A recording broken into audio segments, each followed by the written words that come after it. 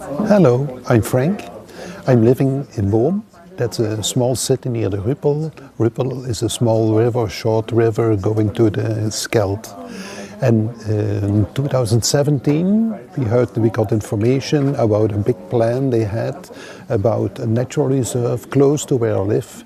And they wanted to cut 55 hectares of nice wood and nice nature.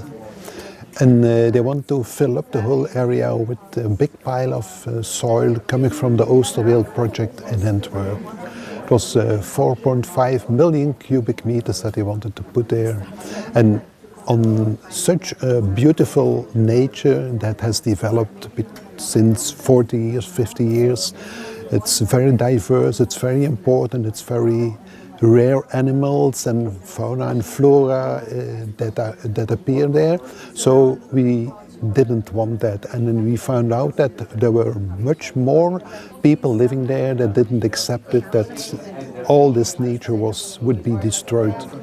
So we started looking, where does the soil come from? Oosterweel project, left riverside, that's where the factory of 3M is. Then we asked for the reports about the soil, and we got them. It took some time because they knew that they wanted to cover everything and not dealing the information to us.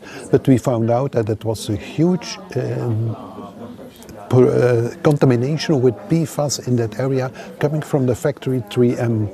And when I say huge, it's of millions times over the normal acceptable polluted quantity of PFAS in the water that was there.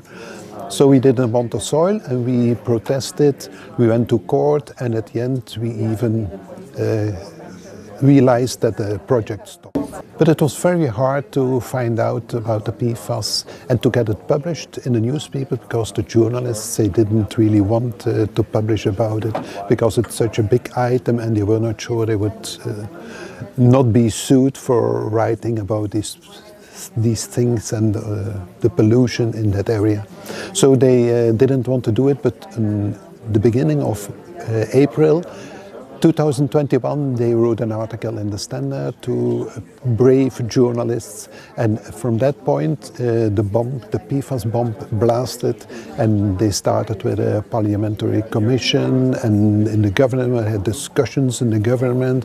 So at once everybody knew about the PFAS pollution and what it was damaging, how it was damaging nature, environment and health of the people living around the factory in Antwerp, but even further on.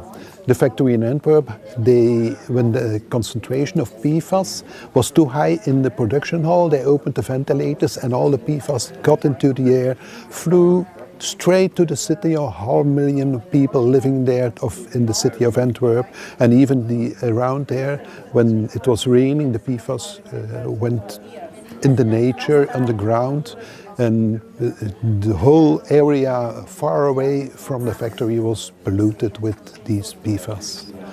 So we started to connect with other people that also try to talk about the problem that was there, and so at the end we forced the government to take measures to avoid that people got infected further on with this product.